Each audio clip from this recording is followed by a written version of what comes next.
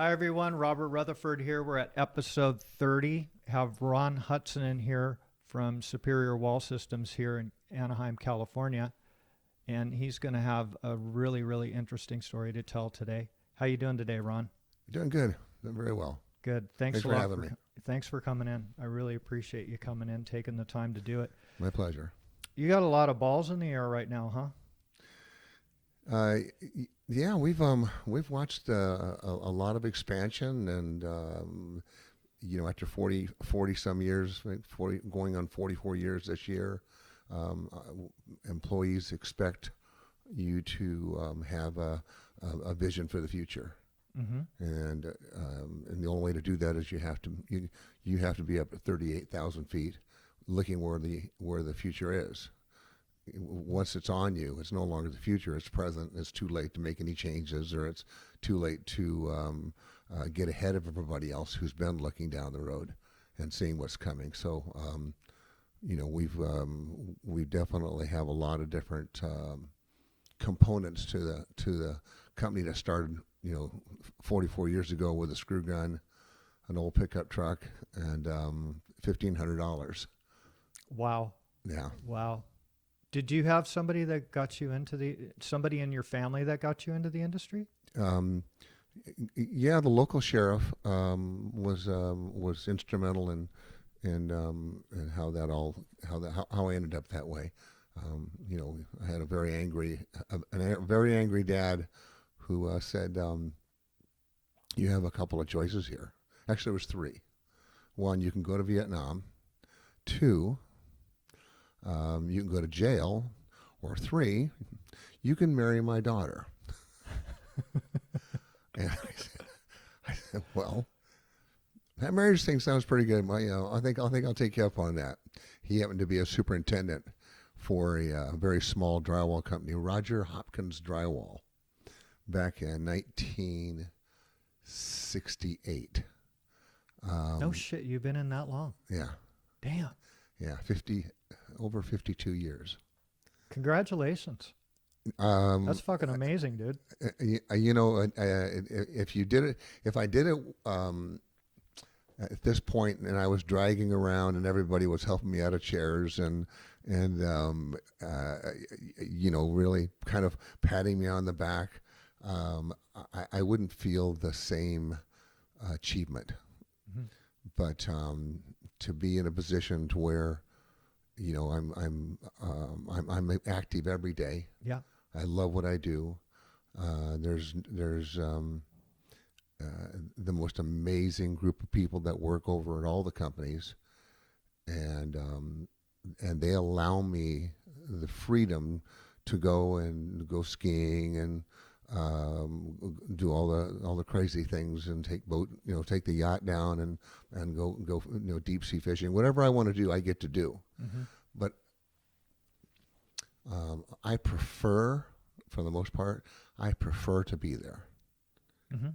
I prefer to be there. I love the excitement of watching these guys grow and watching them have the opportunity to really express their own talents. No Mm-hmm. bullshit. Mm-hmm. That's why I think that they're such a great group, because they do get a chance to spread their wings. They get a chance to jump in and try new things, give them larger projects. Like your company, there's always new materials. There's always new challenges.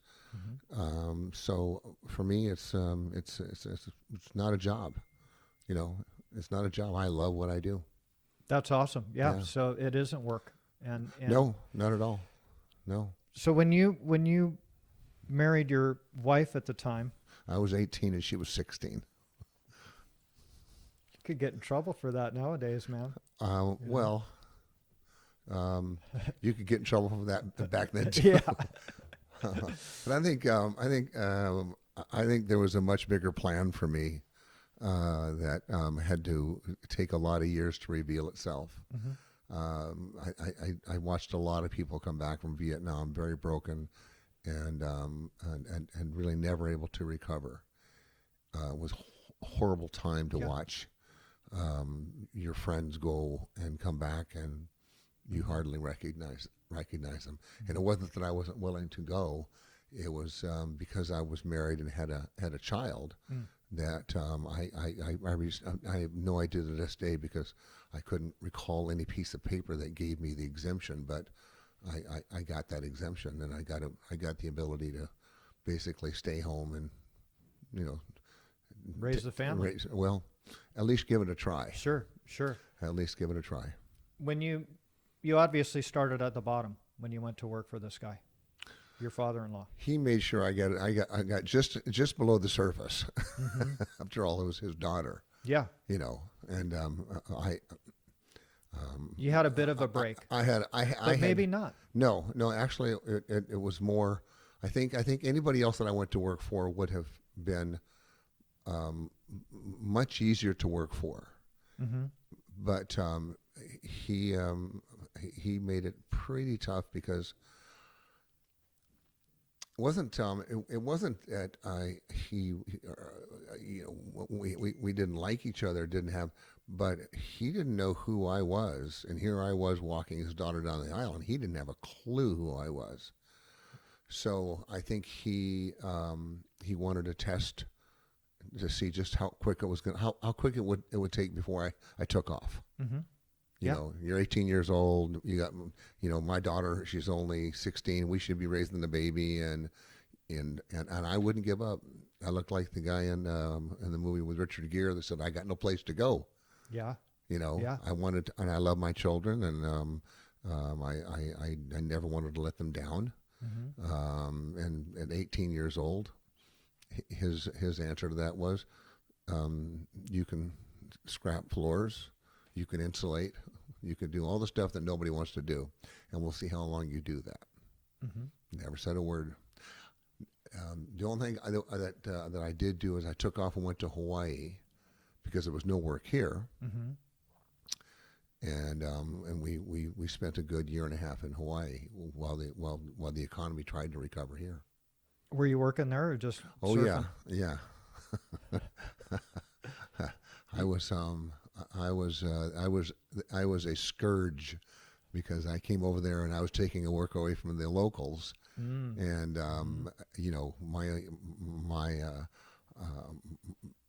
my wife and I we were just broke. Our apartment was a little tiny apartment that was so infested with, it would get so infested with termites that you could not see through the screen door. Oh my God. Really? No, you couldn't see through the screen door. Holy We would get buckets and scrape them wherever we could pull them together, and just fight them down to a minimal level, and then take them outside and throw them out, and come back and do it over again most all night long, and then get up and go to work. It was a shock to us because they came out of nowhere, Mm-hmm. but it just gives you some idea of we were broke. Yeah.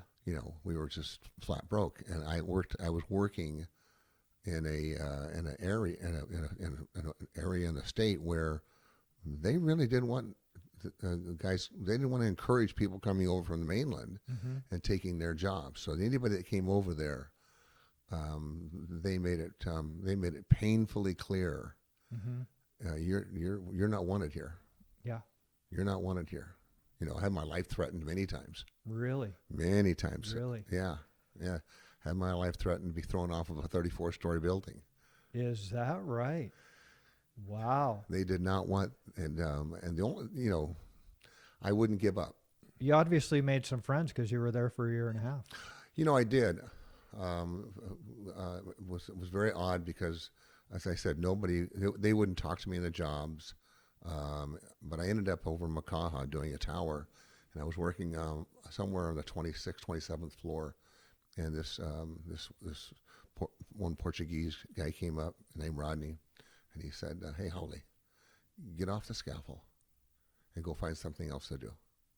I said, "Why is that?" Because those are our duct shafts. My brother and we built the duct shafts on the job, and I guess they had made a special arrangement. Mm-hmm. And I said, "Well, you have to go talk to the foreman because this is the one job that he gave me." No, you don't understand, Holly. I will throw you off the building if you don't get off the scaffold right now.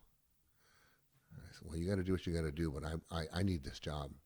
And so he took off, brought his brother back up. They thought this was pretty funny. He turned to his brother and said, Dingy, watch this. His brother's name was Dingy. Dingy, watch this. Holly, last chance to get off the scaffold. You're going out the building. And I said, you guys going to throw me out the building? Throw me out the building. But I need this job. And they laughed and laughed. And they said, we were really going to kill you. And I said, I had to take my chances, but I need this job. And we became friends.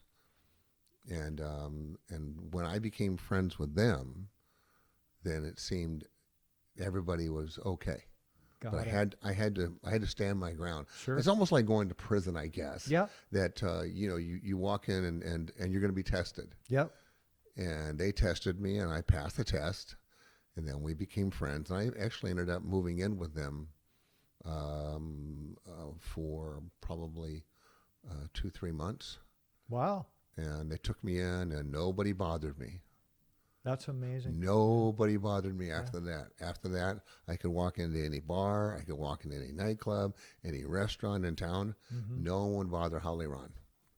Got it. Yeah. Yeah. Well, you got their respect. You stood up to them. And that's what it was. They thought that was hilarious. They just was like, "Man, you are crazy. Yeah. We will kill you." And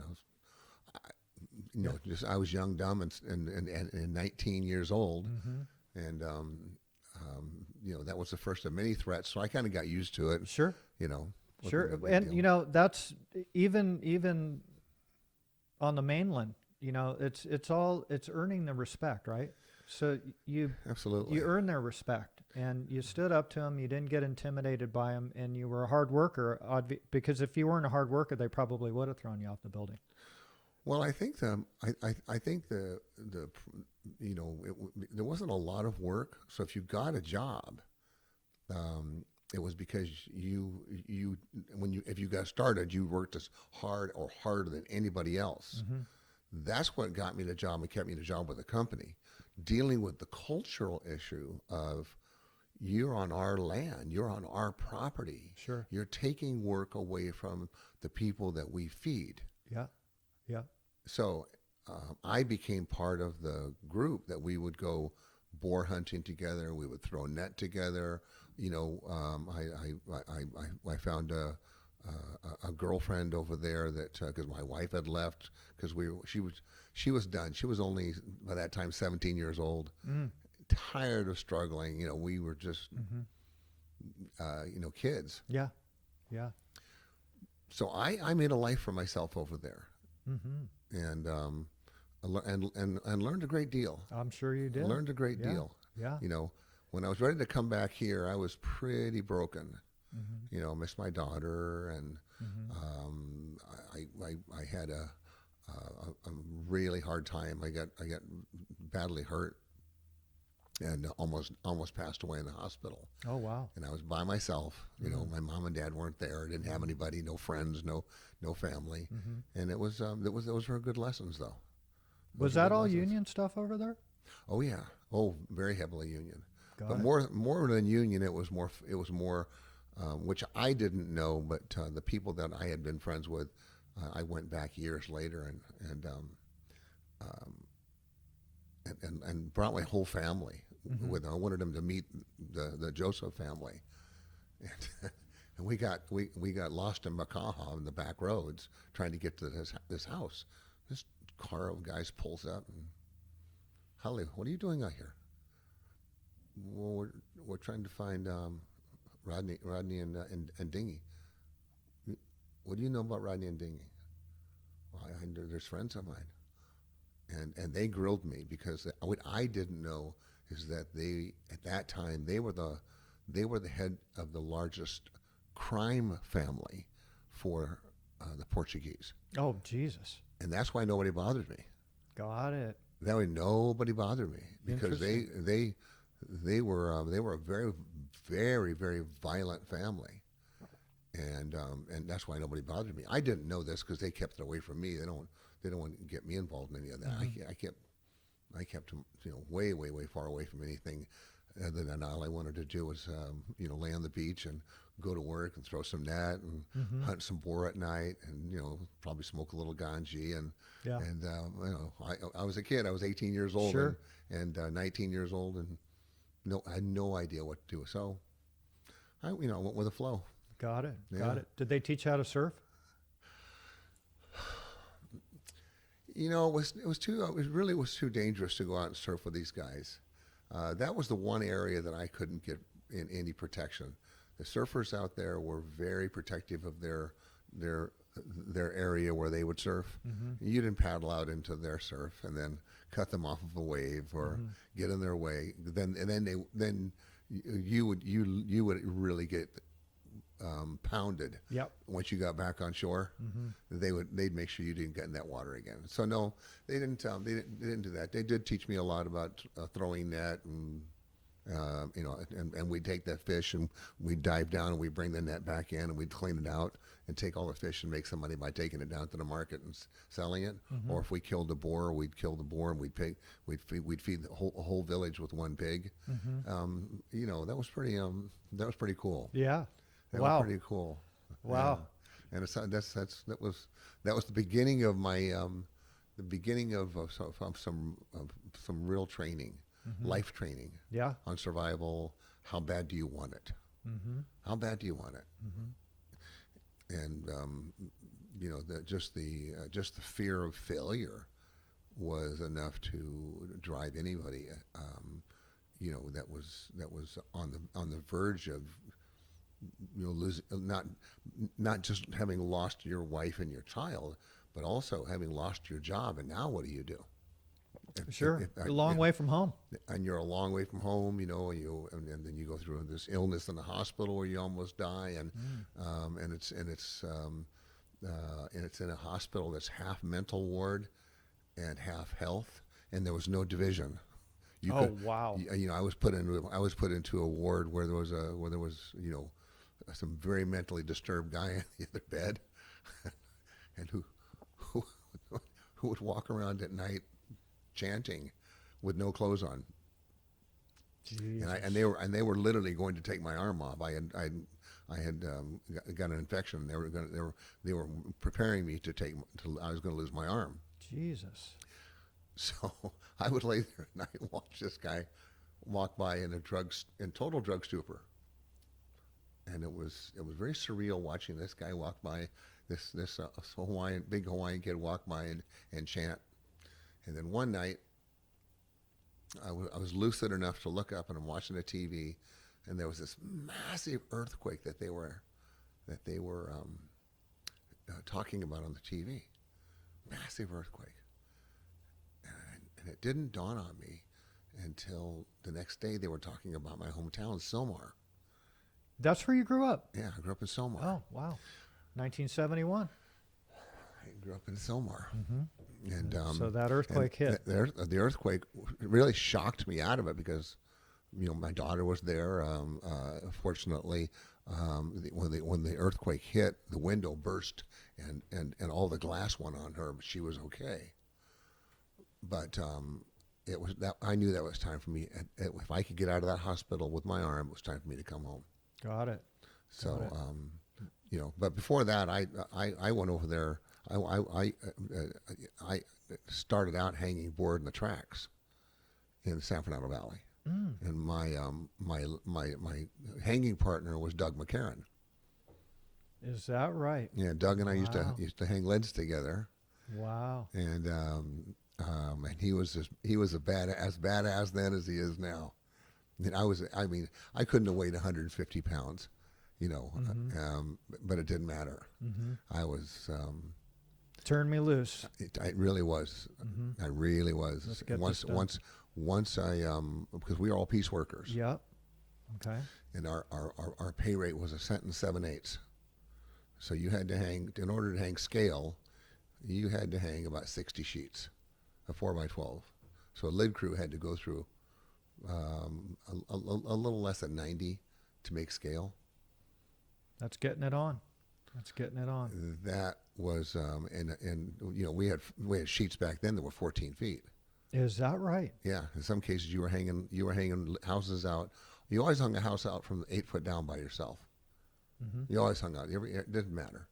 Mm-hmm. Didn't matter. There was no, for a wall crew. No, you wanted a house to yourself. Mm-hmm. And the way the piece workers worked is there's only so many houses, Sure. but there could be 100 houses. So you kind of pick the houses you wanted. You went out at night and you hung one piece of board up and put your name next to your house. That's how it was done, huh? That was how it was done. And Wow. and it was on the other side where the drywall contractor would tell you the house paid 60 sheets. And if you didn't count those sheets, they would come up and restock the house with another 5, 6 sheets and Mm-hmm. pocket the money.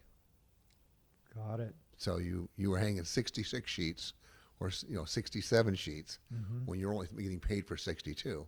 But if you had 100 houses and they could do that Yeah. enough, Sure. and it was left in the superintendent's pocket, he got paid so much per house, and then he told them how much to pay his company, how much to pay you, and if you missed anything, you paid for the pickup. Got it. You Got paid it. for the pickup. Yeah. I hung a firewall all day. First firewall I ever hung. And you hung by yourself. It was 18 feet. They gave you a ladder and a plank, and that was it. No scaffolding. And Wow. if you and I happened to miss one small piece, and I worked all day long, and it paid $13. And I worked all day, and I drove from the San Fernando Valley almost to Oxnard Is that right? to make that Wow. $13. Wow. Wow. Yeah, and at the end of the day, they ended up putting a piece in. They said it was a small piece on the platform where the water heater was, and the back charge to me, $13. Oh my God. Wow. Dirty. Well, it was yeah. There was a lot of, and that speaks a great deal to my experience of standing in line, working for Irv Reichert when it was Reichert Drywall down here, standing in line, being the fifth in line, and watching the teller get to a certain point, and she would look at you and know that you were here to get paid by Reichert Drywall and there wasn't enough money, and she would just look at you and go. Mm. Mm. I remember at one point holding 5 checks, Is that right? not getting paid for 5 weeks. Wow. Um, you know, dealing with safety issues like being 40 feet in the air standing on a plank, Mm-hmm. while they handed one piece of board Mm-hmm. to the next guy, who hung it up to you and your partner, and you throw it over your head and nail it, and we nailed out a whole theater that way with one plank, 40 feet in the air. No harnesses. No. No. No. And why? Because there was no safety. No. What you want the job or don't you want the job? Exactly. If you don't, there's somebody there. There's somebody around the corner that wants the job. Did you have a radio going? Pardon me? Did you have a radio on? No. You guys weren't blasting any music? No. We are everything was predicated on now in the tracks. Yeah. In the tracks, it was a completely different environment. We had contests who could nail the fastest, who could pick up how many sheets of drywall could you pick up by yourself. Mm-hmm. We played cards all day long, and you'd go home and you go, honey, I didn't make any money this week, but you went to work every day. Yeah, I know, but I Just didn't get anything I done. didn't get anything done. It was a lot of characters because the tracks back then, you're talking, like I said, you're talking 50 years ago. Mm-hmm. And there was a migration that was coming from all over the country to come out to California, and I remember vividly being on a stack of drywall, and everybody had a story. Sure. So there's a gentleman named Walt Blackburn. Walt was from he was from the dark hills of Arkansas. This guy was right out of a movie. And it was 1968, so they had the moon launch. If you remember that in July, Yeah. and we were talking about that. And Walt chipped in. He said, "I don't think it was very smart what they did." And I said, "Well, what do you mean, Walt?" He said, "Well, if they would have waited till it's a full moon, they'd have more room to land on it." Okay. And this is the mentality that you had, and because hanging board in the tracks wasn't you didn't have to be the sharpest tool in the shed, No. No. and if you messed it up and you took more board than you should have, then they just backcharged you. You had to finish the house, and they backcharged you for the additional board. Got it. If you saved it, then you saved it. What do you want from us? Right. Yeah. This is what it pays. Exactly. Unless you screw it up, then it doesn't pay as much. But yeah, we were for the most part, because there was nothing but and it was all union. But the union had a piecework Right. rate, but they didn't monitor that stuff. The union was very, very weak at that point.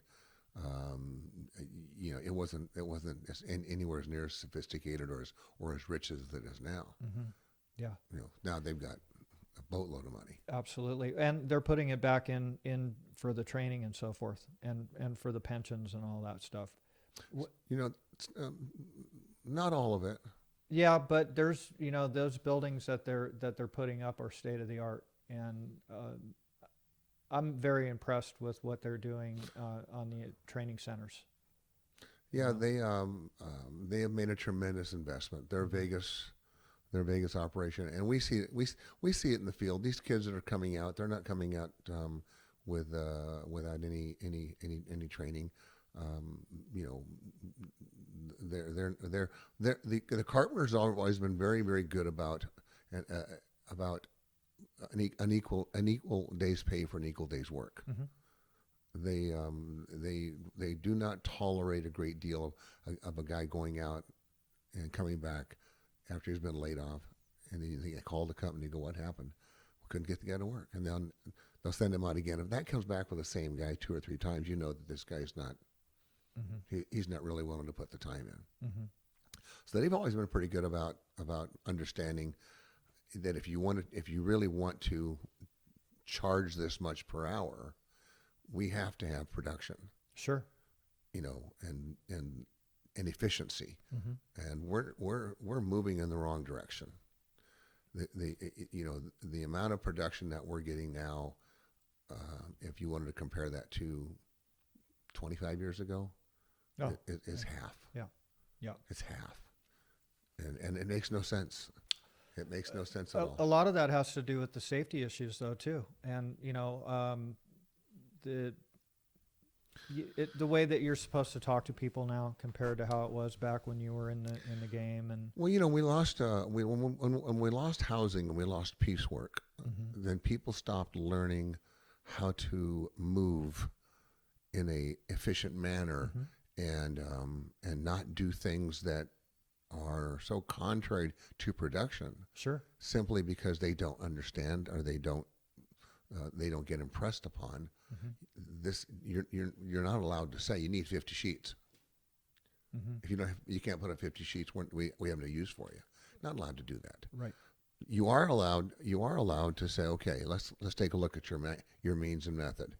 Okay, but if you would do this and this, and when I was younger, I would go off the job site. I would take their tools off. I'd put them on and say, okay, watch, because I was, excuse me, extremely fast hanger. My best day in a 12-hour day was 100 sheets of 12s. No shit. 100 sheets of 12s, half Freaking inch. firecracker, man. I could nail 44 nails a minute. Is that on right? a lid. Wow. Because everything was nailed. Yeah. And you didn't screw, so you pulled a handful of nails out of your pouch, and it was very rhythmic, and you had to follow a line across and move. And in one spot, if you just said, okay, go, and you were nailing how many nails you could nail into a beam, I could do 44 nails in a minute. That's To hang all that an ass, to right? hang that much board by yourself, That is amazing. 100 sheets. Yeah. We don't see that now. Shit, man, they'd have to take a month off. They did it now. I mean, that's all that you're They're doing. not, but see, it's not a matter of desire. It's more a matter of training. Mm-hmm. Because Yeah. these guys in the field, they want to give you all they got, but if they don't know, Yeah. if they truly don't know, and it's almost like putting together a piece of furniture. Mm-hmm. This missed on them. Yeah. It's missed on them. Yeah. And there's only so much money to go around. And when you reach a point where it makes no more sense to build a building, they'll work off of existing inventory, Mm-hmm. and the growth will stop. Mm-hmm. Yeah. So you shot yourself in the foot Mm-hmm. because there's no work for you, because we went down to 20 sheets a day, 20 sheets a day, and at that rate, Mm-hmm. the existing inventory of buildings Yeah. is where we're going to make our money on remodeling those buildings, and the 50 and 60 story and the big commercial projects. Yeah. It just doesn't pencil out. Right. Right. So when you got into it, you were in the union the whole time, and as a piecer, right? Not piecework the whole time. I worked piecework until I came back from Hawaii, Mm-hmm. and then I went to work. I got a job with this Reichert drywall, and I had just called them up, and they said, meet us in this job in Cerritos, I think it might have been. And when I walked in a job, no one was there. Mm-hmm. They hadn't gotten there yet, and it was 7 o'clock. Mm-hmm. So I could see that somebody had started hanging a draft stop. So why wouldn't you just assume that's what they're going to finish? You start. Sure. Yeah. So I put my tools on, got up on a scaffold, measured, draft stop wasn't any more than a 4-foot piece, put a hook in a small hook on a rope, put a hole in the drywall, and I just pulled myself up 4-foot piece of board, nailed it off, moved to the next one. They got there about 8 o'clock, and I had most of the draft stop hung. And they about crapped their pants, because, first of all, they didn't even know that I'd been hired. Mm. It was just some guys that showed up. Yeah. They're like, so they called the office and they said, "Hey, this guy's got does this guy got a screw loose or something?" And like, why? And they said, "Well, he just came out and went to work." What did you say? Like, no, he came out and went to work. We didn't get here at 8 o'clock, and then they got in trouble for getting there at 8 o'clock, and I was on time at 7. Mm-hmm. And I worked for them for quite a while. And that was a nail-on job. They were doing all nail-on. It was a hybrid. Mm-hmm. It was a hybrid. So metal studs were coming into the game. Oh, absolutely, Mm-hmm. absolutely. Yeah, that would be in the 70s Mm-hmm. that took place. Got it. And there was only just a handful of big contractors, and then there was a bunch of small contractors. Sure. And the housing guys, they had done such a poor job of taking care of people. That's where I learned a great deal about, if I did it on my own, I would never do that to my men. I would never, ever have them stand in line and have to go home and tell their wife, my check's no good, honey. Mm-hmm. Never. No. Never happened. Good. And there's been times when I've sold everything I owned to make sure that didn't happen Mm-hmm. at the bottom of a recession, or you, like all of us, and the times that we've taken bad jobs and not known it. Sure. And Everybody only talks about the ones that made money. They want to forget about the ones that didn't. my greatest victories are the ones that I look back on with the most pride, is the ones that we worked our way out of, took our beating, Mm-hmm. looked to see who was left alive, and had enough to start over. And most every recession, when you're a smaller company and you haven't built up the liquidity, you haven't built up your retained earnings, Mm-hmm. you didn't have enough you didn't have enough backlog and foresight to be ahead of the market. Mm-hmm. So you worked from it was like working paycheck to paycheck. Mm-hmm. You worked from job to job, and when the jobs dried up, You started looking again. you bidding. start looking around, going, well, now what do we do? So you were only flying at 8,000 feet at that point. You're down there at ground level because I The gear was down. I vividly remember coming in the morning, later in the morning, after having drove to Ventura and helped the guys hang out a hospital, and then drove in from Ventura, and put my my dress clothes on and sat down at my desk and started estimating. And that went on for months and months on end, and it got tired. But again, those are tough lessons. If you don't know what you're doing on bidding a particular sector of work, don't do it. Sure. If you don't know how to bid a hospital, then don't bid one. Mm-hmm.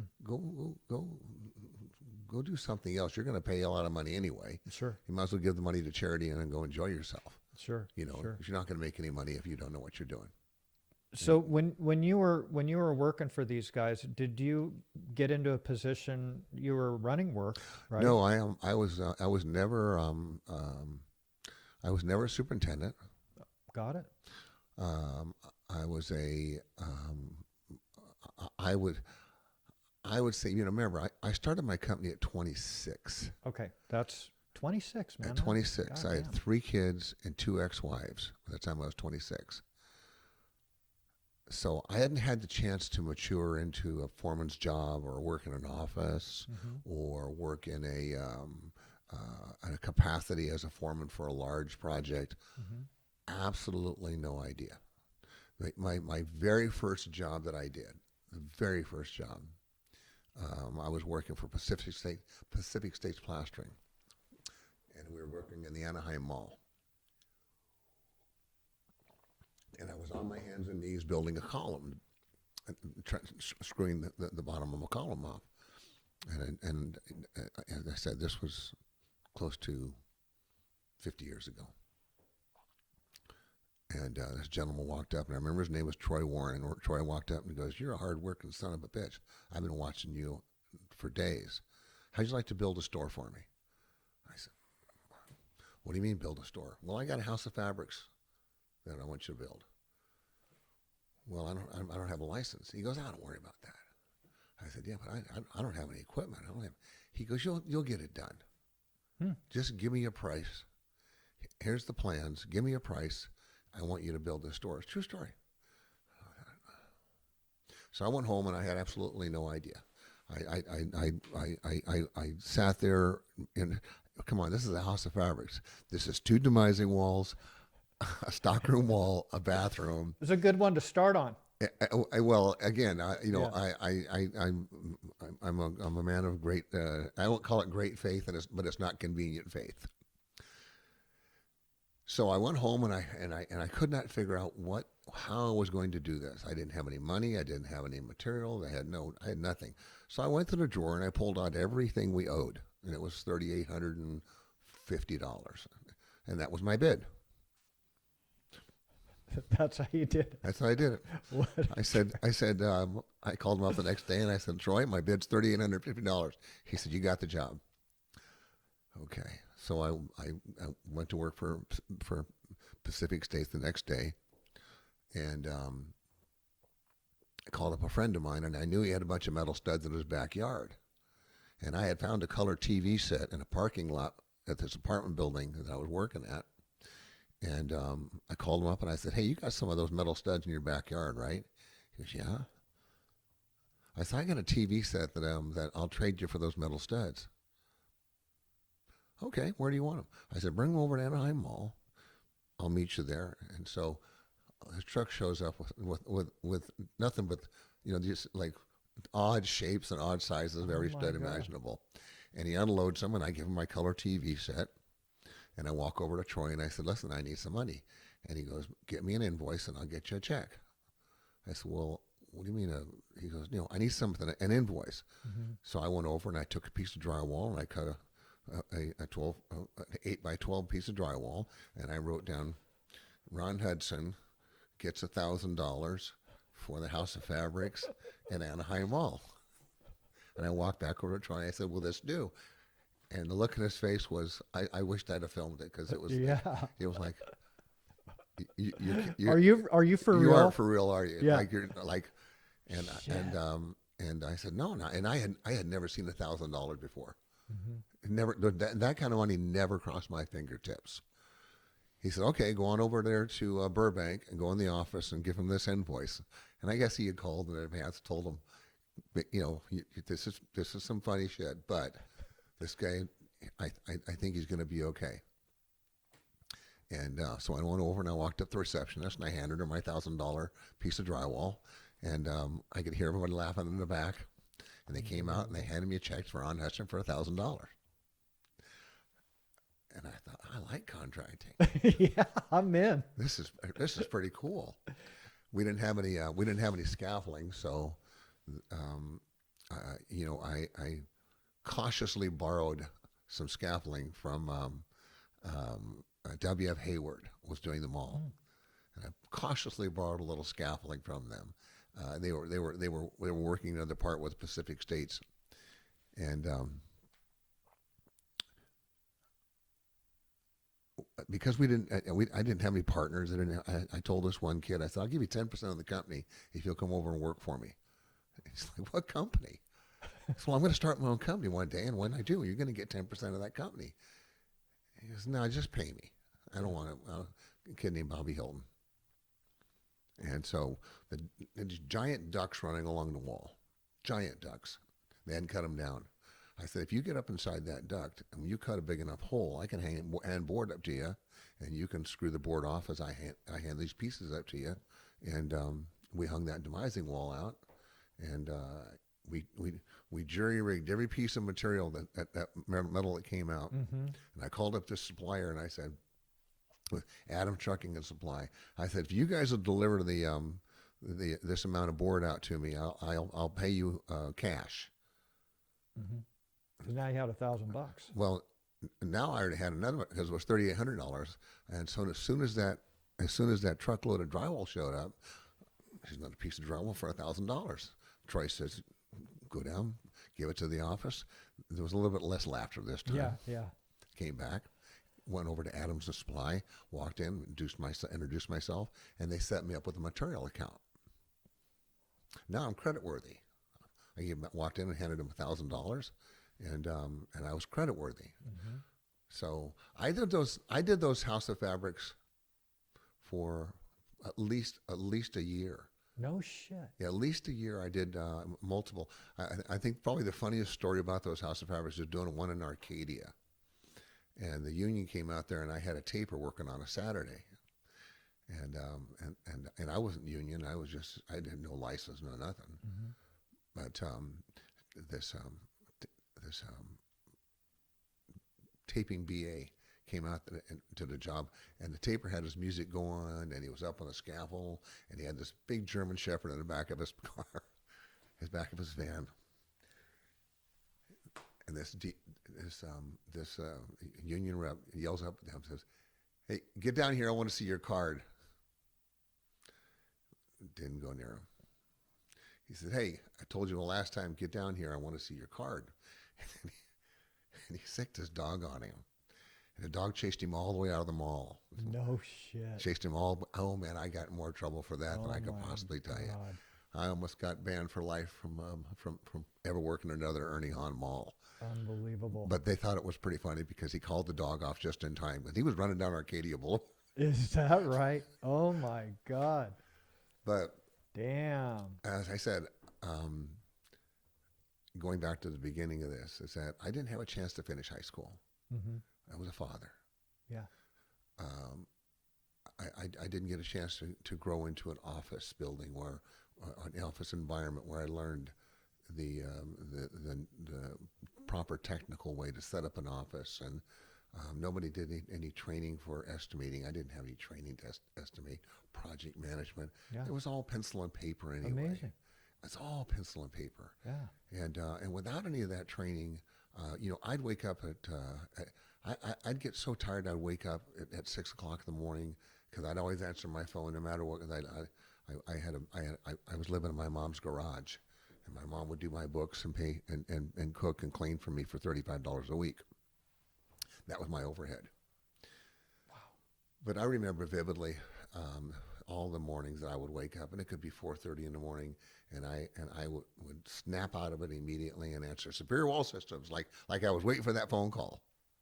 Amazing. Like I was waiting for that phone call. Shit, and that was still a rotary phone back then. Oh right? yeah. It was just a rotary phone. Yeah. There was no. Well, when we finally reached a point where we actually moved into an office in Brea, I remember it wasn't an order.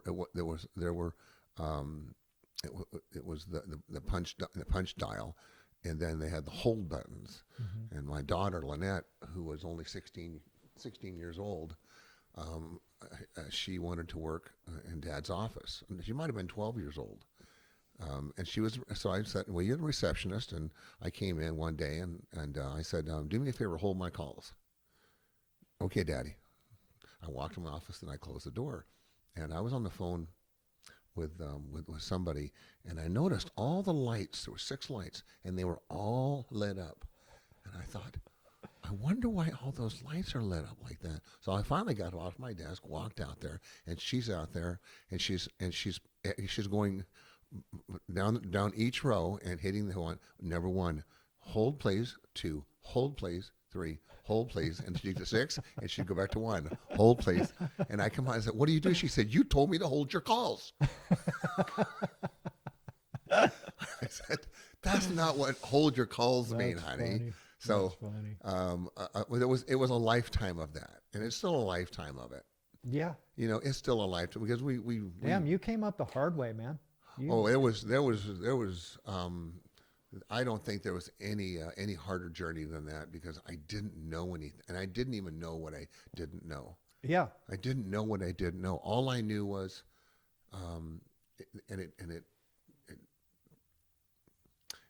it changed a great deal because the deeper I got, the more I wanted it. Mm-hmm. The more I wanted it, and the deeper I got, the more people relied upon me. Mm-hmm. So, and when you first start in business, your first collection of employees isn't quite the top of the class. Yeah, you're taking what you can get. You're taking what you can get, Yeah, and so for you're sure. here I was 160 pounds. If I was 160 pounds, wringing wet, and you're trying to be as much a force as you need to be to get the job done because here we are, guys. We had a chance, and there's these seasoned old carpenters that are looking at you like, we're going to eat you for lunch. Yeah. Yeah. And there was many times, enough times where I was challenged to a fight on a job because I'd be like, this isn't the way you do it. And I wouldn't back down, but at the same time, it would have never proven anything. Mm-hmm. If I got the crap kicked out of me, it wasn't gonna. There's no way to win in that situation. Sure. So you have to swallow your pride a little bit. I'm not here to fight, but this is the only way this is going to get done. Mm-hmm. So there was a lot of years of not of gaining people's respect. Sure. There was a lot of years of learning how to reflect what you expect. Mm-hmm. If you are a liar and a cheat and a crook, trust me, you're not going to look to the people around you and say, it's okay for me, but you have to be a different way. Sure. No, Yeah. The people that follow you, and they'll follow you very, very closely, and they'll adhere to that Mm-hmm. if they believe in you. Sure.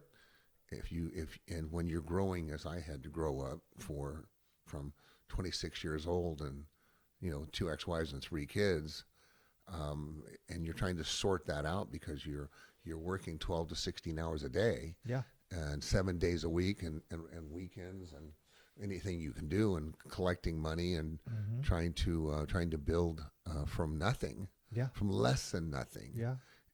Your Yeah. kids will suffer. Sure. And as we talked a little bit earlier, it was never a matter of talent. If you have good people skills, people like you. They like you, and people liked me. I was always pretty friendly, but they recognized my inexperience. Yeah, but they recognize that too. But like the guy that gave you the chance on your first job that you did, he could see your hustle. He could see that you were driven. You automatically have that. You don't learn that shit. No, That's in you. no, and it wasn't. It really didn't. It really didn't come into focus that well, he's only doing it because he has kids. No, It was in your It was in my DNA. it was. It was in my DNA, and it was in my DNA whether I Absolutely. liked it or not. Yeah. And coming out of high school, not being able to finish high school, I was still somebody in high school who, if you said I want you to lead the class in jumping jacks or whatever, Mm-hmm. I was like, okay. I didn't have any problem with being chosen to do something, and everybody was going to I would lead them. I didn't have a big challenge there. It was just obvious that I didn't know what I was doing. People would either use that as a foundation for how they're going to take advantage of you, Mm-hmm. or they're going to wait until they can see that evolve, Mm-hmm. and that they helped you evolve, and that they helped and eventually helped a company evolve into something very special, Yeah. and then they get to take enormous pride in that. Instead of the flip side of that is, their conscience has to deal with, I really tried to screw this guy over when he wasn't looking, because he didn't really know. Sure. Which one do you want? Which one do you look in the mirror at? Yeah. And the people that are over at Superior that we have over there today, Superior, and at whether it be the acoustical or the panel company. The panel company is magnificent, and I have got a gentleman over there that is one of the finest people that I've ever had the opportunity to work with, and he started at $15 an hour in the factory. Is that right? Wow. Wow. And he's a full-blown architect. He's traveled and built panels all over the world. Mm-hmm. But when he saw our panel operation, he was like, wow, these guys really have no clue what they're doing. But I can see that if they can get this right, Mm-hmm. there might be some opportunity here. And before a couple of years was up, he was running the place. Unbelievable. It really is it's really an unbelievable story, because it's such a complex business. Yeah. And with such an enormous amount of equipment and knowledge on how to build a model that when you deliver 4,000 or 5,000 panels, and they all have to fit within 1/8 of an inch, and they're 3,000 and 4,000 pounds, and if somebody in the BIM department wasn't paying attention, Mm-hmm. and they missed a dimension by an inch, and It just goes on down the line. then that down the line, and so you've got a Mhm. general contractor who you sold him on the idea, Mm-hmm. and an owner, that we could increase your bottom line simply by your building be done at half the time, Yeah. and all of a sudden they're watching a crane with a hook that's got a panel on it that doesn't fit, that's 4,000 pounds, and they have to take it apart with the crew weights for that to. No, it's a very, very dangerous business to go into unless you have the commitment and the technology. Sure. And we overcame that. Yeah. We overcame that. Our failure rate is not even 1%. Amazing. I want to go back into your panel operation, but I want a little more of your history of when you turned union. I've always been union. The company has always been union.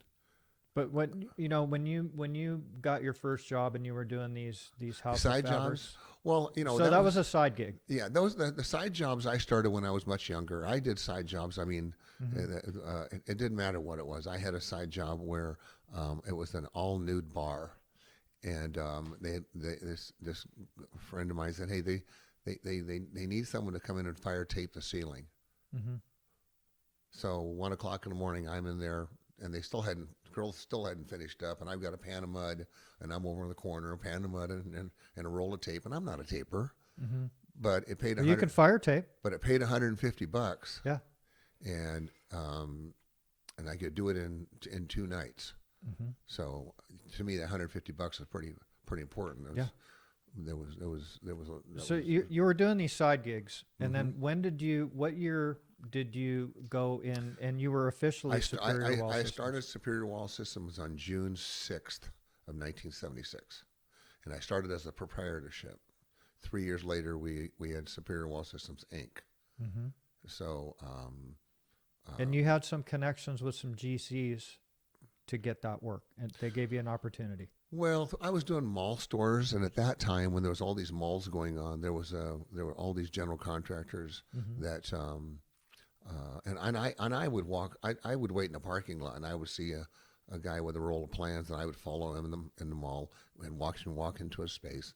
I'd walk in, and I'd go, "You going to build a store in here? Yeah. Can I have that on the drywall? Sure. Here's some plans." And I could do this. At one point in Brea, I must have had 20 some stores going. Is that right? Yeah, I must have had 20 some stores going, and I you know, I it was like I said, it was 7 days a week, 12 hours a day. Mm-hmm. I really didn't make hardly any money, but I had I had started to build some momentum, Mm-hmm. and I always did what I said I would do. And you would get it done. And It you would would, always get done. It yeah. didn't matter if I was sweeping the floors or if I was framing or I was whatever it was. It didn't matter. It would get done. Mm-hmm. And I had moved into an apartment, and I had one room was my office, and I finally was able to hire a girl to come in and answer the phone. Mm-hmm. But And the opportunities kept coming, and you were learning how to make some money, to be profitable, you not just make a living. That all came in your time of working your way up. but you have to understand it was 20, 30 years before I made any money. Mm. It was a long time because you got all these recessions, and you had bad jobs that you just shouldn't really have been doing. Mm-hmm. So I made a lot of mistakes, Mm-hmm. and it wasn't calculated like, okay, risk management. It was just that I believed I could do anything if I put my mind to it. Mm-hmm. Mm-hmm. And I'm a lot that way today. It's risk management. We've obviously, to the company the size it is today, and we'll do probably 100 million this year. Is that right? Yeah, with Wow. company wide, yeah, close to 100 million. That's amazing. Congratulations. That's because I got great people, not because of me. Yeah. Great people. You It's great people. you were doing small work for quite some time, and you said that it took you a long time to start making some dough. And Yeah. in 2000, you a light came on.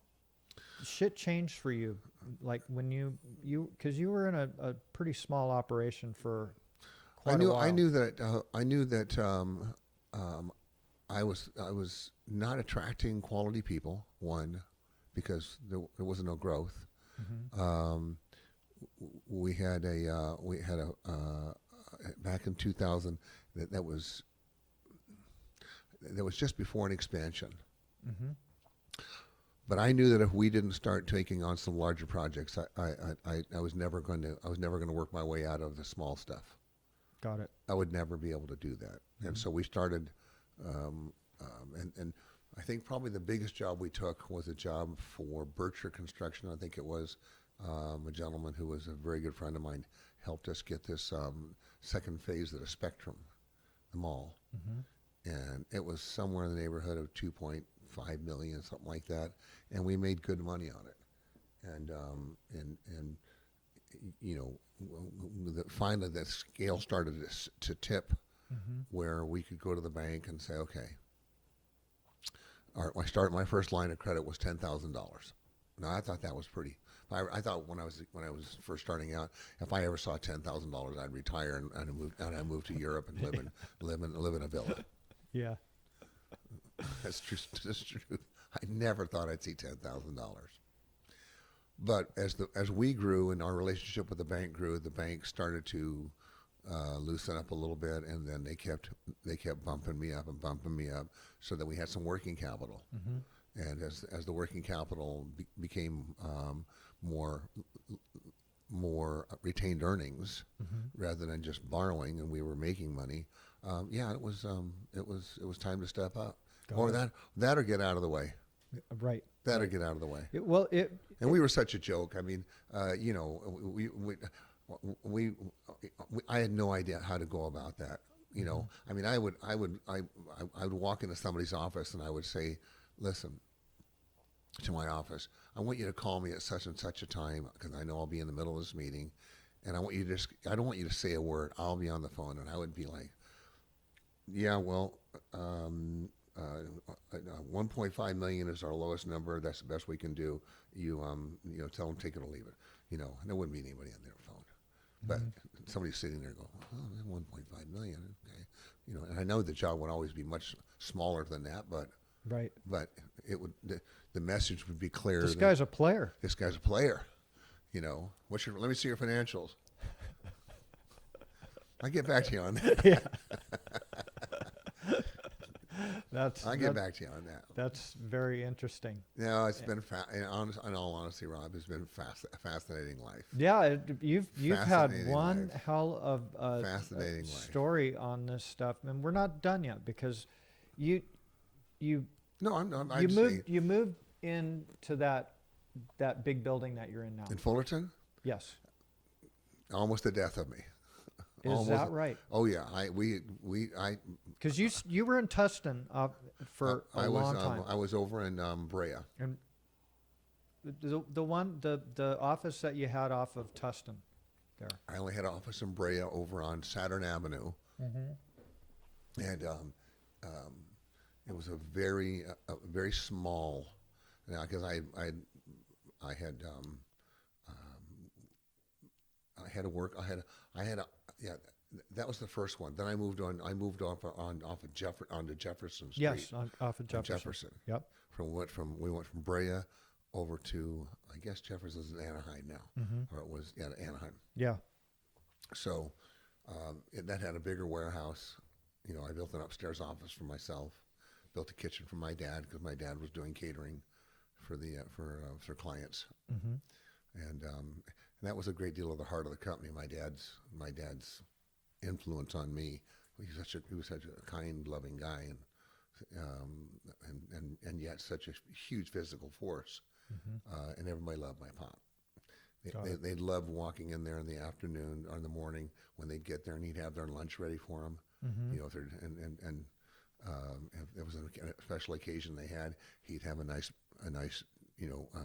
dinner pack for their whole family, and that was very, very, very family oriented. Very family oriented. Yeah, it was pretty. It was impressive, because he didn't have any money. People just loved him. Got it. Well, that was nice. Didn't have to buy a thing. That was nice. Yeah, That was nice. It was good to be raised that way. Yeah, for sure. It's good to be raised that way. For sure. That gave me a great deal of my foundation and heart. You know, the ability to see it from both sides. Sure. Not just yours. Sure. You know. So you were in there, because I remember when I got into sales and stuff. That's where you guys were at off of Jefferson there, and then you moved into this building in Fullerton, and you went on a whole new level. Well, I spent every dime I had and every dime I was going to make for a long time building that out, and my accountant was really pissed off, because he's like, you finally reached a point where you you've got some money. And I said, yeah, but I'm not going to attract the people that I want to attract unless I build this building out the way that it should look as if you were walking into a company that had potential. So it was a huge, huge gamble that I could build this out, and it turned out beautiful. Oh, it's gorgeous. Turned out beautiful. It's absolutely gorgeous. We've been there for years and years, and I love it there. But it cost, like I said, it cost me all of my liquidity, and I you know, the bank was they were at least nice enough not to cut my credit line, but they wouldn't increase it. Got it. So it put me in a pretty awkward spot, and we had a pretty tough go of it, because right after that, I think it was 2008. Everything crashed. I was in Mount Everest, and the world was coming. I had no idea. I was at 18,000 feet in Mount Everest. Oh, you climbed Mount Everest? No, I was the first with a small group that we skydived over it. No shit. Yeah. Jumped out of a perfectly good airplane. 30,000 feet, Damn. and it took 3 weeks to get that done. But when we were up there, the world was coming undone. Yeah. It was coming undone, completely coming undone. And I had no idea. We had lots of backlog, and I was like, This is never gonna. This is never going to end. This is going to be the best. It's on fire. Yeah. And when I got back, 2000, and then by 2009, all of our work had dried up. There wasn't anything. They were building nothing in 2009. No. And then 2010, we took three schools, LAUSD, and that was the nail. That was almost the final nail in the coffin, because we lost, like a lot of people, we lost our ass on those schools. And so, you know, the building that's great, but the fact is that at the same time, you know, the 2010 in these schools, you know, we lost everything we had on the schools. No shit. Everything we had, we lost, because they went so bad, and they went bad for everybody. I didn't feel like I was being isolated, but we really didn't understand we had not enough experience with the DSA to understand that these guys, they have no skin in the game. Sure. They have no skin in the game. But a shitload of power. They could. I think these guys from DSA could stand by and watch you choke to death on a donut, and not only just stand there and watch, but fine you for you shouldn't have choked right there. Right. Yeah. Did you have a permit for that? You know. Yeah. Right. Yeah. I need to see some paperwork on this. No, heartless people. Wow. And they should be, and really, LAUSD should be, and I'd say this in any public forum, ashamed of themselves for the way that they destroyed people's lives, and they did it with a smile. They did it with a, what's the big deal? And you know, I fought my way out of that, but at the same time, then my wife divorced me because, you know, the money ran out, and you know, I was literally, I was living in Laguna Beach, and I was literally at a point where I was like, you know, honey, we have a walkway down the side of the house that's about 2.5 feet wide, and it's a pretty good sized long walkway. I said, well, I'll tell you what we'll do. I'm going to plant all these vegetables, and I'm going to buy a fishing pole, and I'm going to go down every night, and I'll fish off this. I'll fish off of this this concrete wall, and see if I can bring some fish in, and I'll buy you a bread maker. Now you got to remember, this one was not. I don't blame her, but she wasn't Susie Homemaker. So. Well, you were rolling, and then the bottom fell out. That fell out.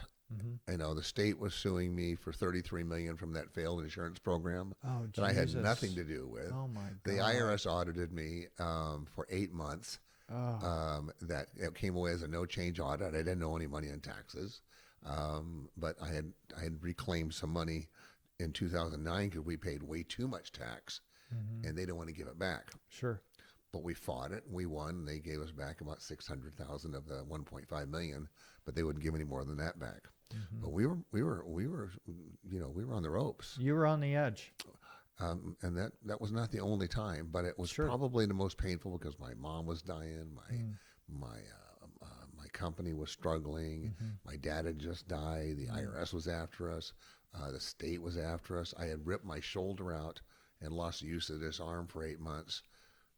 No, 2010 would have been one of those that said, you know what, if this guy can make it out of that, he'll be fine. And you did. Oh, more than that. You did. More than that. Yeah. More than that. So you And I'll tell you something I'm really proud of, Rob. In our 44 years, it has been in the first 6 months of my business, AMS on a McDonnell Douglas job filed a lien, and that's the only lien I've ever had in almost 44 years. no shit. No supplier has ever had to file a lien to get paid, no matter whether I got paid or not. And no matter what I had to sell, buy, borrow, steal, whatever I had to do, my suppliers always got paid, And so did your men. and so did the men. It didn't matter to me. I didn't care what happened to. I didn't care what happened to anything else. But because I knew that if you destroyed things that were of such importance, people's trust, their faith in your vision. Sure. If they lost that, you were done. Yep. All you have is your reputation. That's all you have. That's it.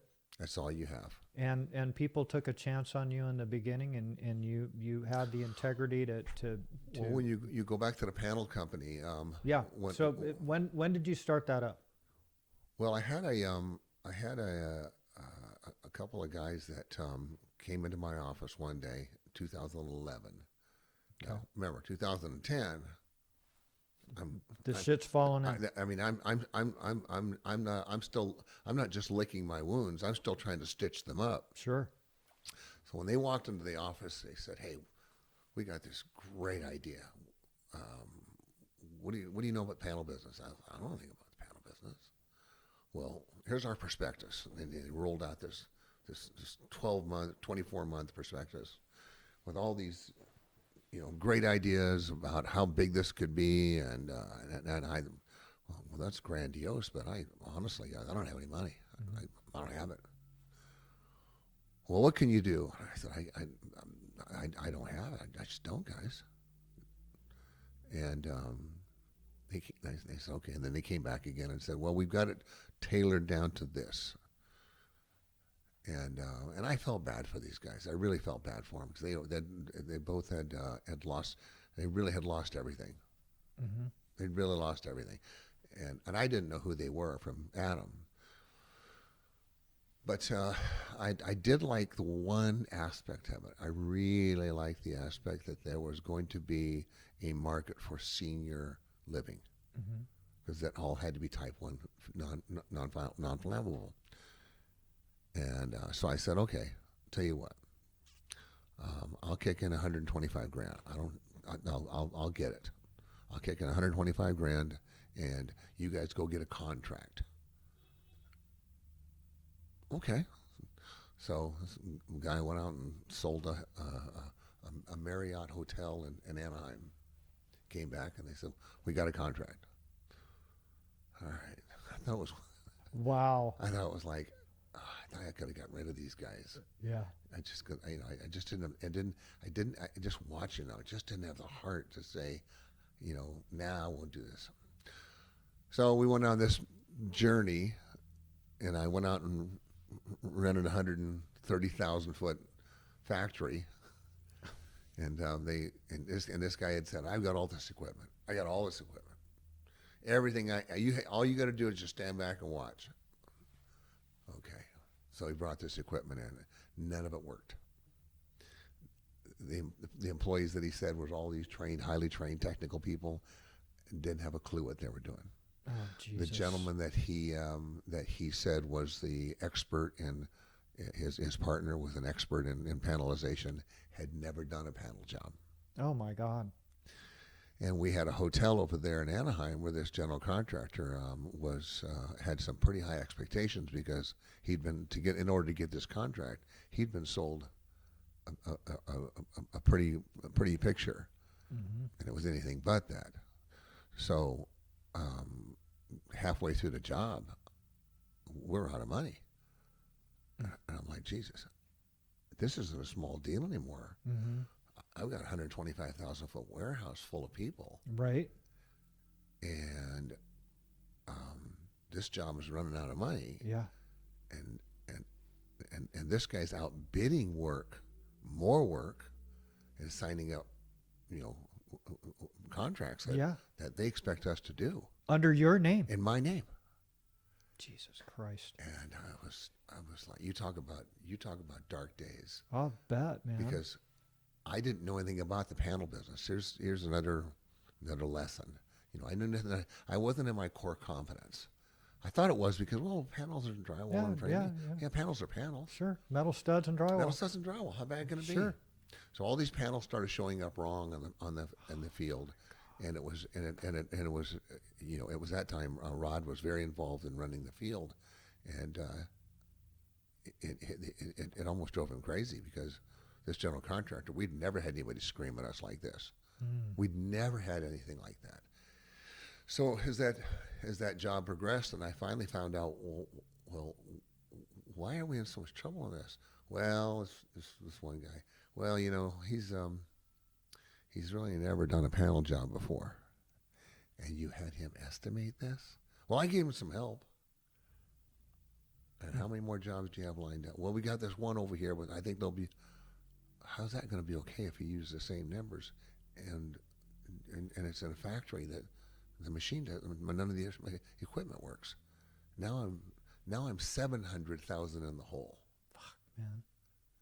And we had just moved out of this 2010 recession. Yeah. And my wife was still taking everything, you know, that the attorneys could get their hands on, and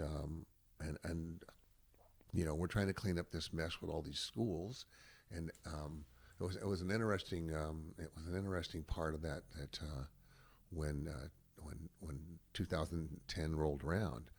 Not only did that happen, but I was away on I took a week's vacation, and my my VP, and I won't talk about names because I think everybody around the industry knows who these people are. We had one good job. It was a Marriott hotel that we were doing in Newport Beach. One good job. Out of all these jobs that were going sour, and we had them all over the place. And when I was away in Europe, and I called up and I said, "Hey, how's it going?" "Fine." Okay, that doesn't sound real positive. Mm-hmm. And at the end of the conversation, he said, "I'm leaving in an hour." I said, "What do you mean you're leaving in an hour?" "Yeah, I quit." "Well, can't you wait till I get back?" "No, I'm leaving." Oh, jeez. So you're gonna leave. And what they had done was that they knew that they were setting this up, so they went into this job that had a phase two, raised my price, went into business, and came with a lower price, Mm-hmm. and they let them get away with that. No shit. So that was the only job that was going to pull me out of the hole while I was still digging my way out of this issue over here. And so it was really imploding. God damn, man. Yeah, it was really imploding, very, very painful. But you know, those are ones you learn your best lessons. Man, you've learned some valuable hard lessons. That's when you learn on your that best shit, lessons. man. You know, because at the same time there was somebody working for me that was stealing me blind. Unbelievable. Stealing man. me blind. Damn. Yeah, stealing me blind. Wow. And they weren't focused on what they should have been focused on. And that's when you really look in the mirror and go, okay, so why is this all happening? Why is it this kind of environment comes back to bite you in the ass? and I said, you have to look very deep and go, you know what? Maybe you're not acting like the leader you should act like. Maybe you're not projecting the leadership that you should project. And so a lot for me was, like I said, I started out with Nothing. nothing, Yeah. no mentor. I had no Mhm. mentor that was standing there going, "Hey, no, don't do that. Sure. No." So it was all a mistake. It was A all learn as trial you by go. fire. Yeah, man. Don't trial by Wow, fire. that's Say fucking fascinating tough. though, really Very. fascinating. I don't regret any of it. I Mhm. look at every bit of it like my slate's clean. Mhm. If you came in and you did your dirty work and had um, um, and have you have to live with that. Mhm. Um, you have to live with that, not me. Exactly. Exactly. You Yeah. know, I'm I'm I'm I'm I'm the guy with the Rolls Royce and a 100-foot yacht and vacationing all over the world. I'm the guy who gets to hand out money to his employees and tell them how much he cares about them. I'm the guy that actually gets to walk into a room with his chest up and his chin out and go, "You can trust me." Mhm. Now, which one would you rather be? The proof is in the pudding, my man. It is. It is. Yeah. It is. The like you said, when you're not playing the game correctly, you're the one that's got to carry that shit on your shoulders. As I said, it wasn't that my leadership was so was tainted. It was rudderless because I trusted people so much and thought, if you found my wallet or a wallet on the sidewalk, the first thing you would do is you personally, and I know you well enough to know, you'd open it up and you'd see who the wallet was. Mm-hmm. You'd contact them and say, I have your wallet. Mm-hmm. Okay. As opposed to somebody who picks it up, first like say, look, how much money is in there? Right.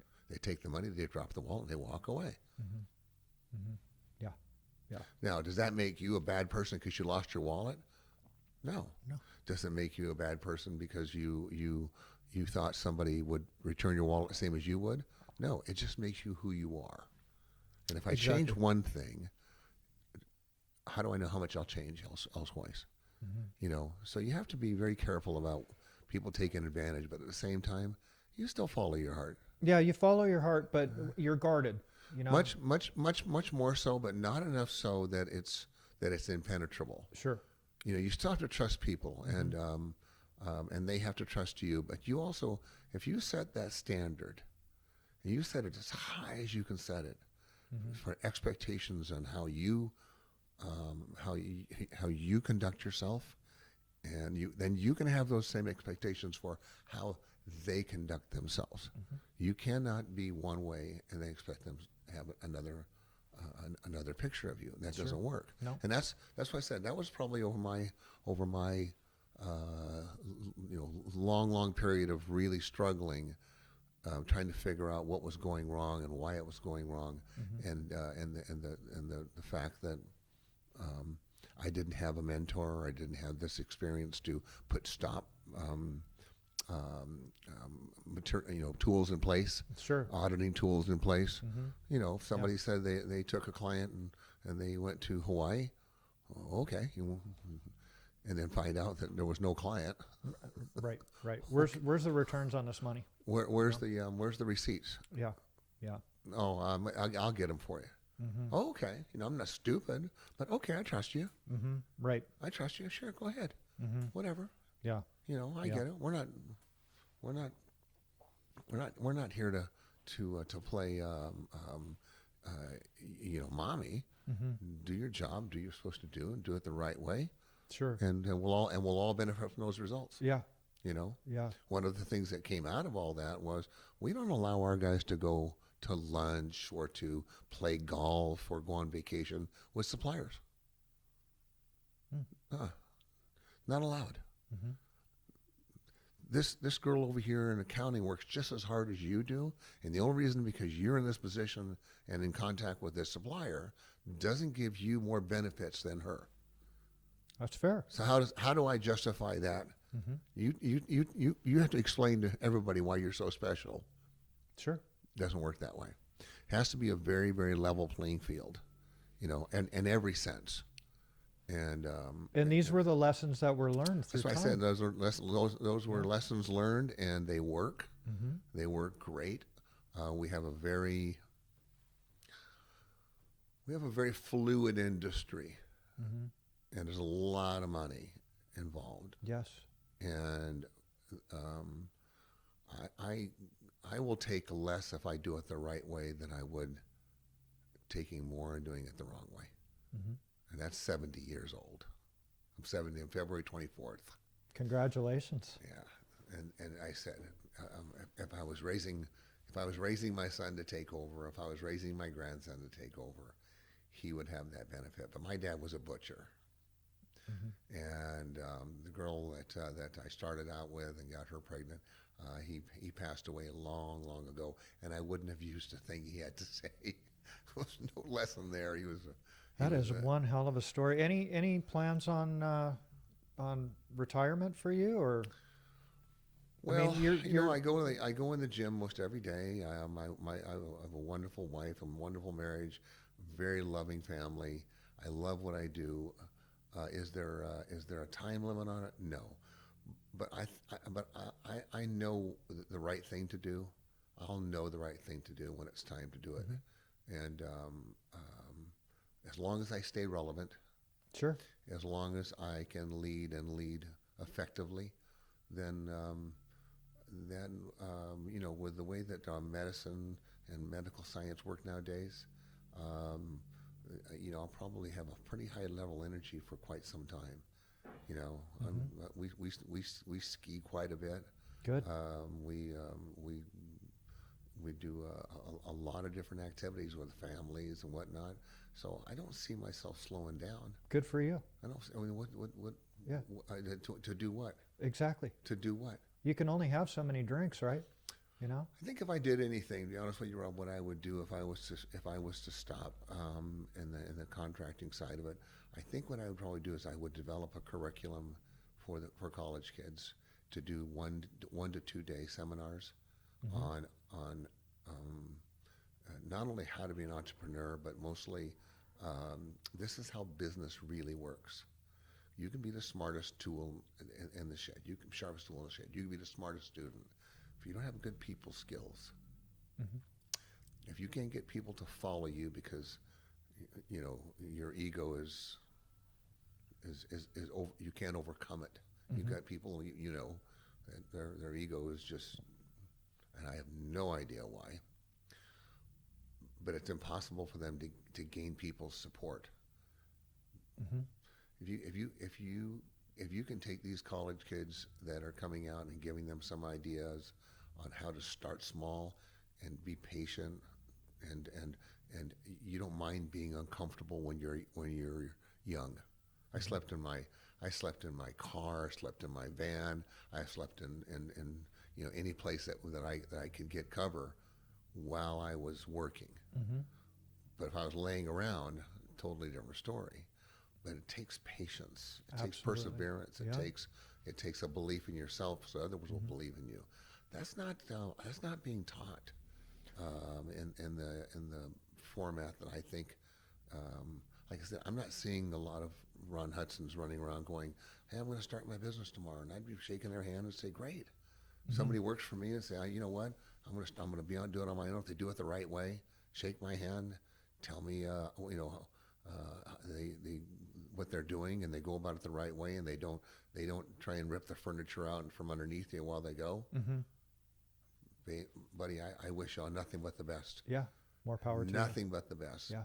But if you walk out that door and think you're going to steal or whatever you steal me blind, um, I said we have a lot of a lot more auditing in there nowadays, Hmm.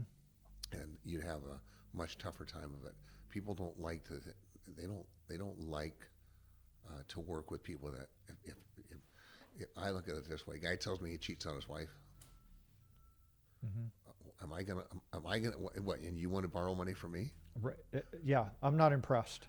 Yeah. Well, it's not that. Is that's your wife? Yeah. Why if she can't trust you, should I trust you? Very true. You know what I mean? Very, very true. Yeah. I mean, Yeah. that's the message that you're sending me is that, well, if she can't trust you, I can't trust Yeah. you. So I don't think that there's a great deal of that that's been resonating with, really effectively resonating with how businesses should behave themselves.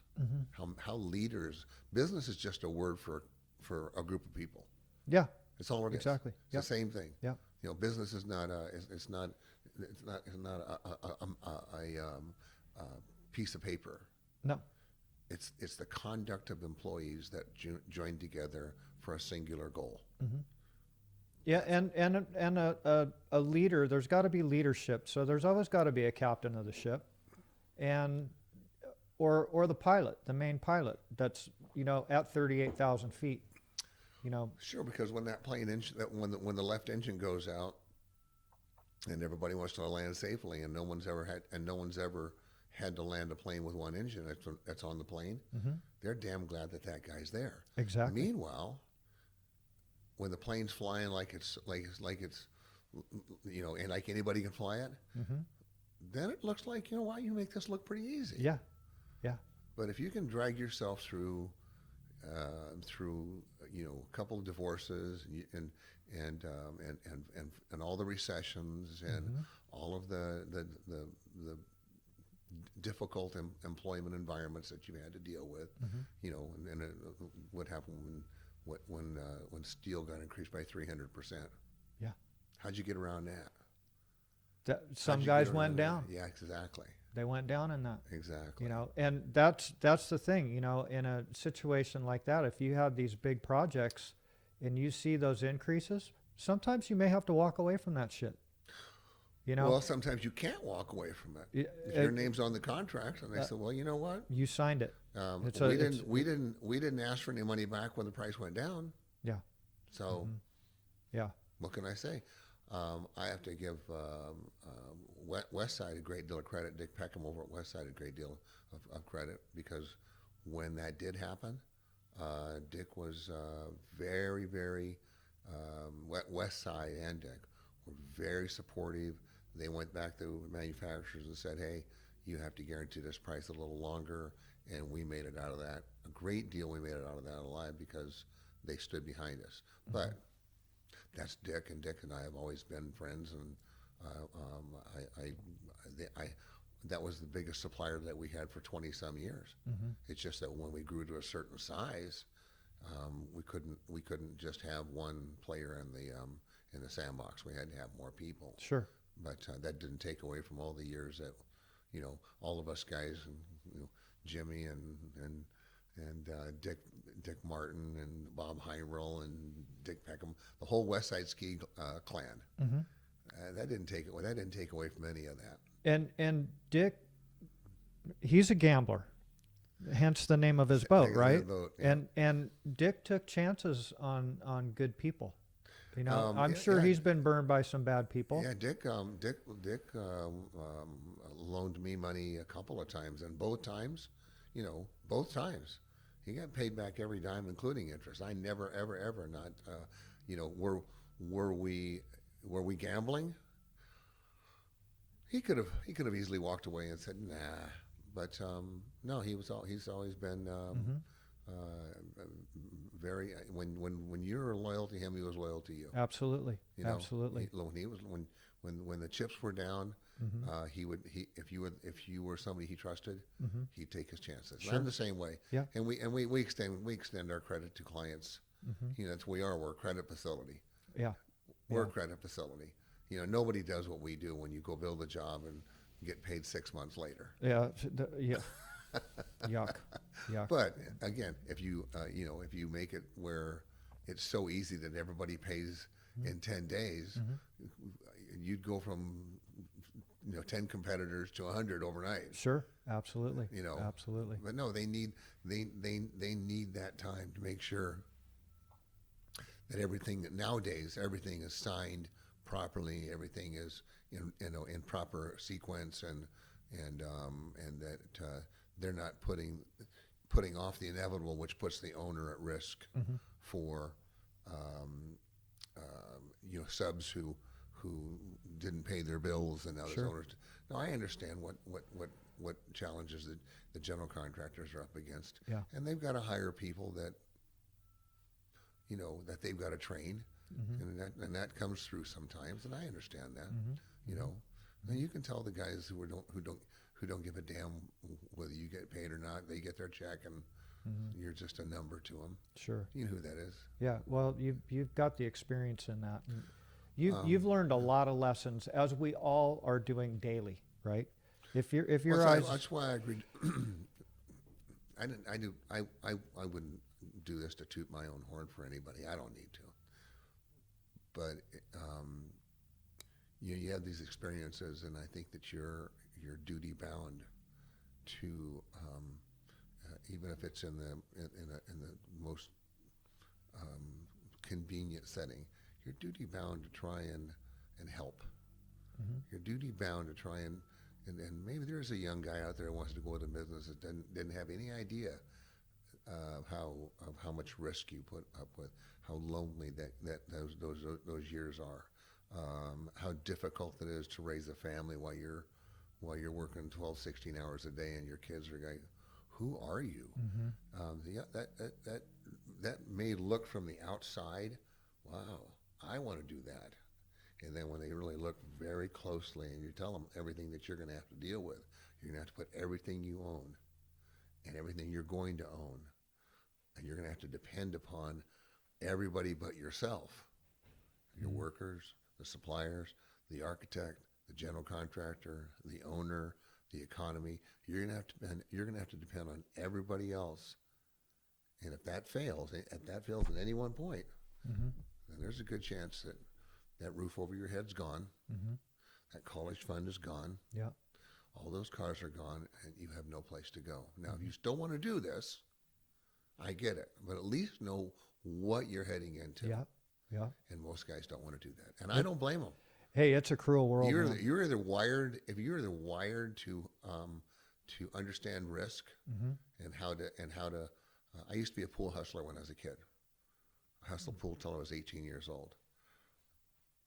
And the bets became larger and larger and larger and larger. So I learned how to manage my fear of risk. Otherwise, I couldn't be jumping out of airplanes. I couldn't be doing the crazy stunts that I've done. Yeah. Because you can tolerate risk. Some people are so risk adverse.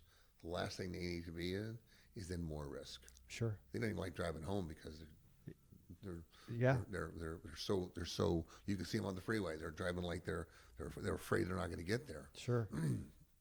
That's not a person that you would say, hey, you want to risk everything you own, and I'm not sure you're ever going to make any money, but at least accept the risk. Yeah. No, it's not what people think it is, man. It's very difficult, and your story that you're telling here is really fascinating, but it's real for anybody who's been in business with the ups and downs and taking the chances and starting at the bottom. We all and I would say that most of my contemporaries kind of got brought into the business the same way. You know what I mean? I watched Dick Martin's interview, and when they had to make their own choice to break away and do what they wanted to do. Yeah. And I've talked to all these guys at length, and there's a commonality. I have a great country club membership at Shady Canyon, and some very, very, very well-off guys who built some great companies. And the commonality with these entrepreneurs and their ability to accept risk and manage it internally is one common thread. Yep. One very, very common thread. And if you can't do that, then at the very, if you want to succeed, at the very least, if you want to get as close to that as you can, then don't take the risk, but do the work. Yeah. Do the work. But eventually, we're all at risk. Yeah. Because you take 25 years to put it into a company, and the owner, turns his back and somebody comes in and just out and out destroys you, there's not much you can do about that. No, no. There's not much you can do about it. Some knucklehead that shouldn't be estimating and convinces you he's the end all be all for all estimators, and he slips a couple bids out that you don't know for a year that you're about to get hit right in the face with a bowling ball. Sure. You don't know that. Right. So what happens? You That take job, well, you do, but at the same time, what if it's bad enough for them? You got to turn to these three people that have been, dedicated to their career to you and say, "I'm sorry." What is that going to do for them? Right.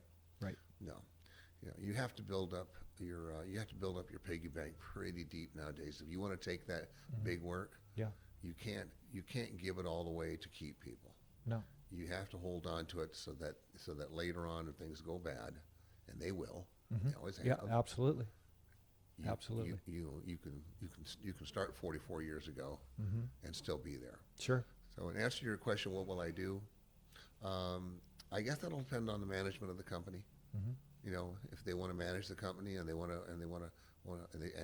have the ability to do an ESOP, that's on the table. It's on the table. Nice. If not, I would at the very least, I would arrange for a sale and a slow transition so that everybody maintained their jobs. We wouldn't change that dynamic any more than the fact that there was a new face that came in the office each day and said, "How's everybody doing?" Got it. Let them do their job. Got it. Let them do their job. What a story, man. What a frickin' story. And I love hearing these about, starting with nothing and having the balls to jump in and learning as you go. And Fascinating life. it's really, really awesome, Ron, for you to come in Fascinating here life. and share this with us. Well, And, I'm like I said, I'm glad to do that. No matter what, there might be a mess. We had a very unfortunate accident, and in that we held a company party for Christmas. About 300 of our guys showed up. We only had 3 cases of beer, but